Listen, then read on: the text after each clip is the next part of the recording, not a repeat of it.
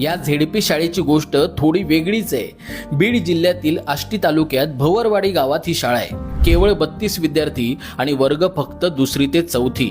पण या छोट्या शाळेने जे सिद्ध केलंय ते मोठ्या शाळांना सुद्धा शक्य झालं नाहीये। या शाळेचे मुख्याध्यापक सुनील काकडे आणि शिक्षक अनिल बेदरे यांनी ठरवलं आणि मधल्या सुट्टीत मुलांना फक्त खेळायला न देता त्यांनी सुरू केली कॅलिग्राफी आणि रांगोळीची शाळा।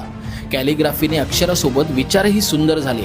रेषा आखताना कॉन्सन्ट्रेशन वाढू लागलं, मुलांचा अटेन्शन स्पॅन वाढवला आणि ही किमया झाली फक्त कॅलिग्राफीमुळे। आणि रांगोळीमुळे कल्पकता, सौंदर्यदृष्टी आणि आत्मविश्वास वाढला।